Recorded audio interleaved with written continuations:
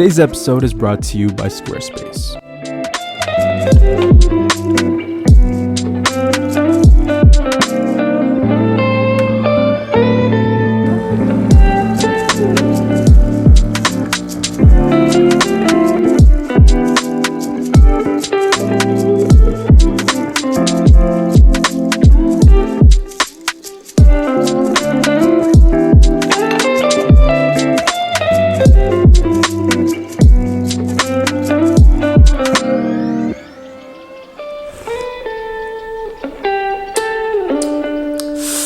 Today I wanted to talk about a film stock that I think is probably the best 35mm film stock that you can get your hands on at the moment, especially in 2020 when, the film market is kind of going crazy. Now, whether you guys are beginner film photographers or advanced film shooters, this film stock is going to appeal to all, and I honestly think, you guys, it's probably the best film stock made at the moment in terms of consistency as well as performance. Now, that film stock, of course, is Fujifilm's Superia 400. We're going to be talking about what I love about this and what I don't like, but also share some sample photographs later on in the video so that you guys can judge whether or not this could be a film stock for you. Now, when you look at film stocks, what is the first one that comes to your head? Personally, for me, I think of like Portra 400, just because it's probably the most common film stock shot at the moment. But the only issue with Portra is that, one, it's super expensive and you can really only get it in camera stores. Now, what I love about Fuji Superia 400 is that it can be found pretty much anywhere, and that's kind of the first point we're going to be talking about. They sell it at Walmart, they sell it at Walgreens. Last time I checked CVS, they sell it there as well. And it used to come in like different packaging, but now it comes into like a 3-pack. Actually, let me see if I can find it right here. This is the pack that you get right here for, I think it's like $18 for 3 rolls of 36 exposures, which is not bad considering that it jumped from 24 to 36 exposure packaging.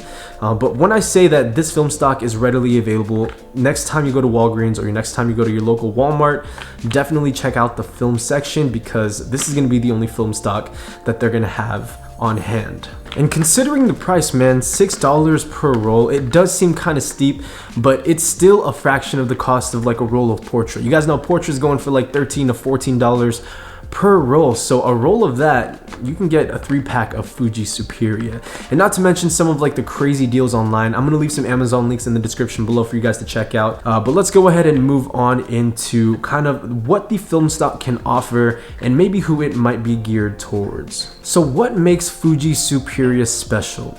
In my opinion, it's the characteristics that come along with this film stock that make it very unique to the eye. I can tell instantly when I see a post on Instagram if it was shot with Fuji Superia. It generally has 2 main characteristics.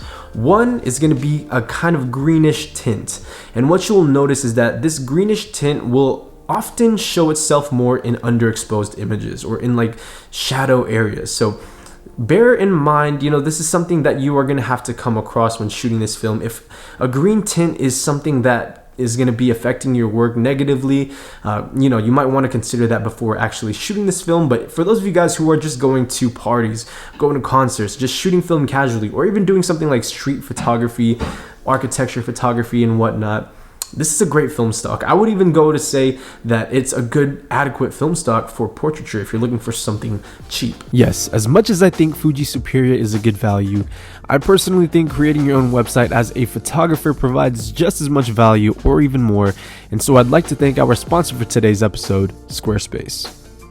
Let's face it, man, you've been wanting to create your own website, but you just don't know how to get started or where to go.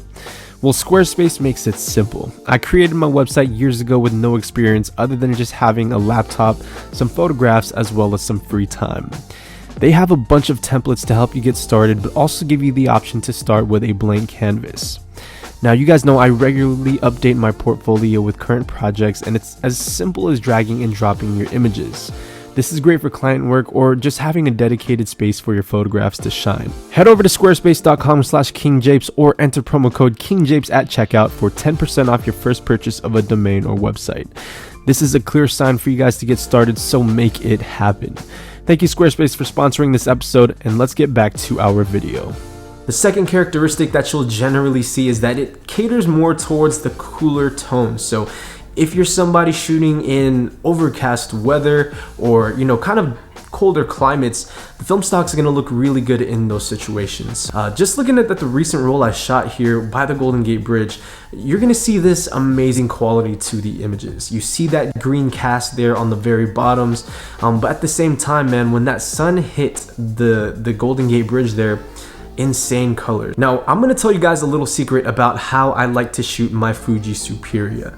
And honestly, it's nothing crazy, it's nothing special. All it really is just shooting this film at one stop overexposure. So shooting it from 400 down to 200 ISO. Now what this is gonna do is it's basically just gonna make all of your colors extremely pastel-like. And especially when shot during summertime, you can get some crazy soft tones and it just comes out beautifully. So like if you're doing like American landscape, or if you're doing something like, you know, beach photography, maybe at like the, you know, beach boardwalk, or if you're in New York, like Coney Island, you're gonna get these insanely great colors that are just gonna look good with warmer toned weather. So even though this is a cooler temperatured film, if you overexpose it one stop and you shoot it during daylight, it's going to provide you with some really nice pastel colors. And it's one of the things that makes Fuji Superia one of the best film stocks out on the market right now. The last thing that I want to touch on before we move into our last segment is the grain structure of Fuji Superia. Now, being that this film is 400 ISO, it handles grain really nicely. In my opinion, I think Portra 160 as well as Portra 400 take the cake for grain structure. It's just really fine, and even if you underexpose it a little bit, it handles grain really well. Now, as for Fuji Superia, it kind of goes south when you underexpose it by maybe a stop or two. And generally, again, what you're going to see in most of the underexposed images with Fuji Superia is a green tint as well as really dark and muddy grain. That's really the only drawback that I see with this film stock, and as long as you expose it properly, or you're just careful around you know, some of your shadow areas in your frame, I think you're gonna be fine. You know, as long as you expose it properly, the grain structure is great.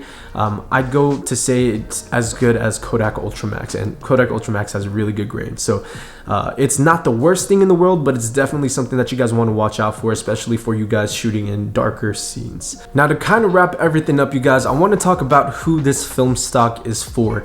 You know, what photographers would enjoy this film, and it's really all very subjective. Now, if you guys have Instagram, just go ahead and type in the hashtag Fuji Superia 400 and just scroll through the hashtag, look at different images, look at different examples of what this film stock can provide for you. It's a film stock that is readily available. It's a film stock that you can purchase pretty much at any drugstore, and it comes in really handy that it's this available, especially if you're out there and you run out of film.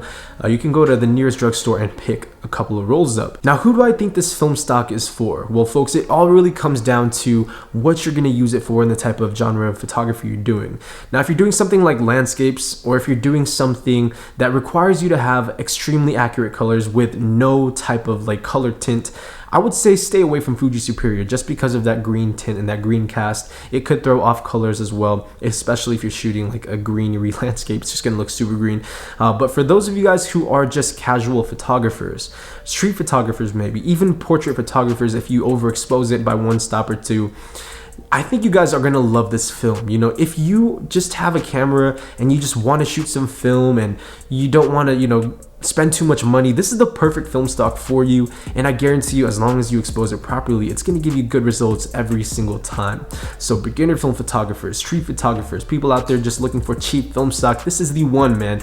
And I gotta say, considering that Lomo 800 is still my go-to favorite film stock, Fuji Superia has always been there, right in second place, and it might even just come into first place now because Lomo 800 is getting pretty expensive to shoot. So that's gonna wrap it up for this video, you guys. I hope you enjoyed it. I hope it wasn't too long or boring, but let me know if you guys have any questions or if you guys have any comments or concerns. Drop that down in the comment section down below. Also, we are getting close to 100K subscribers. I got something huge planned for you guys, so be sure to hit that subscribe button if you guys are brand new to this channel, man. But that's gonna wrap it up.